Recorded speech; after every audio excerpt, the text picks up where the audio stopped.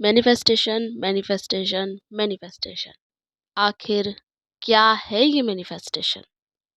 चलो आज इसी के बारे में बात करते हैं।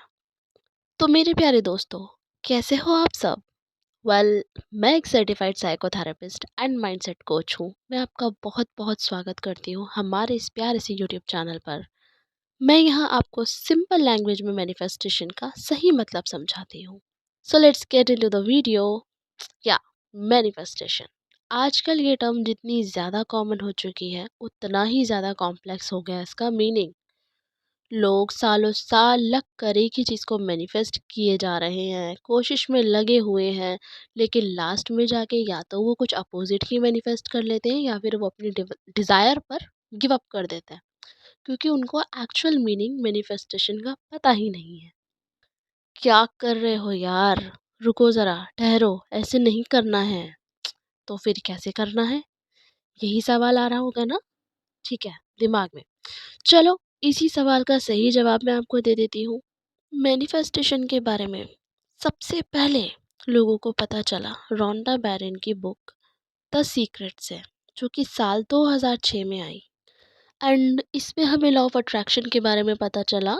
आस्क, बिलीव एंड रिसीव, मतलब ये कि आप किसी भी चीज़ को यूनिवर्स से मांगो, उस पर बिलीव करो कि वो आपको मिल जाएगी, देन वो आपको मिल जाती है। राइट, यही 3 स्टेप्स उसमें बताए थे। एंड इस मूवी को देखकर लोगों ने ना मैनिफेस्टेशन को जादू ही समझ लिया। जैसे अब हम चिराग घिसेंगे और उसमें से कोई जीनी निकल कर आएगा और कहेगा, जो हुकुम मेरे आका। यार देखो, मैनिफेस्टेशन कोई जादू नहीं है। इनफैक्ट ये एक सिंपल साइंस है। और वो कैसे? आप जिस चीज़ पर फोकस करते हो वो आपकी रियलिटी बन जाती है। जेम्स रैडफील्ड का नाम तो हम सब ने ही सुना होगा, जिन्होंने ये कहा है, where focus goes energy flows, and where energy flows whatever you are focusing on grows. मतलब ये कि your life is controlled by what you focus on. जिन भी चीज़ पर या जिन भी चीज़ों पर आप बार बार फोकस डालते हो उन्हें आपकी रियलिटी बनना ही पड़ता है। अब चाहे वो नेगेटिव हो या फिर पॉजिटिव, डजेंट मैटर। अब यहाँ पर रोल आ जाता है हमारे ब्रेन में मौजूद रेटिक्यूलेट activating system, RAS.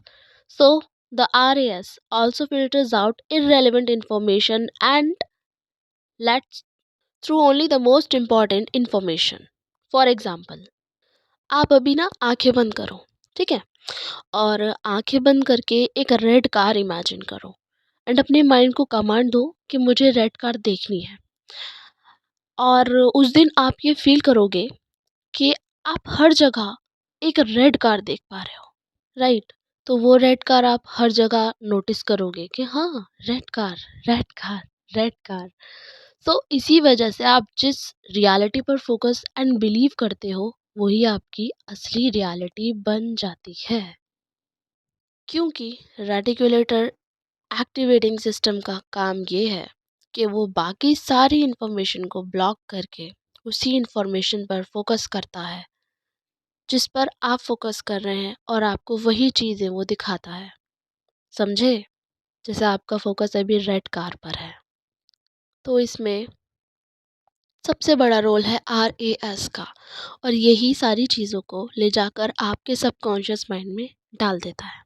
मतलब ये कि अगर हमें रियलिटी को शिफ्ट करना है या फिर किसी भी चीज़ को मैनिफेस्ट करना है, सो हमें थ्रू द रेपिटेशन अपने सबकॉन्शियस माइंड तक एक ही बात को बार बार रिपीट करते हुए खुद को यकीन दिलाना होता है कि यही मेरी रियलिटी है। अब देखो, ये हमारा जो सबकॉन्शियस माइंड है ना, ये एक छोटे से बच्चे की जैसा होता है, प्यारा सा बच्चा होता है ना, उसी की तरह।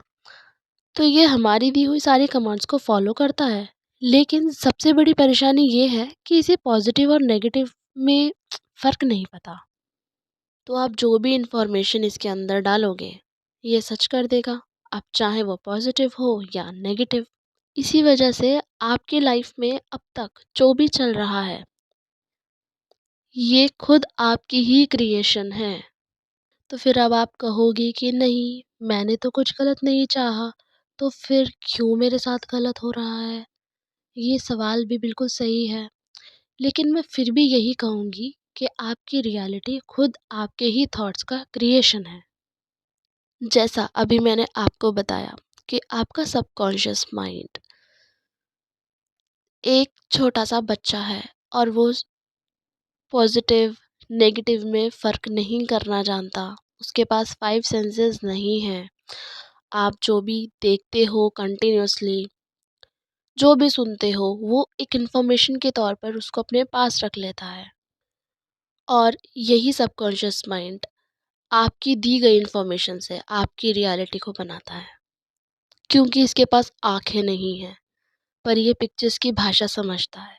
तो आप जो पिक्चर्स को देखकर इसके अंदर डालते हो, वो आपकी रियलिटी बनती है। लेकिन फिर भी आप यही कहोगे कि मैंने तो कुछ भी नहीं गलत सोचा, मैंने तो कुछ भी गलत नहीं कहा। बिल्कुल वैलिड क्वेश्चन है आपका, और इस क्वेश्चन का आंसर मैं आपको नेक्स्ट वीडियो में दूँगी। ओके? सो तब तक के लिए अपना ख़याल रखो। तुम ना यार बहुत प्रीशियस हो, तो खुद की कद्र करो, खुद से मोहब्बत करते रहो। तो फिर बाय बाय, मिलते हैं हम नेक्स्ट वीडियो में।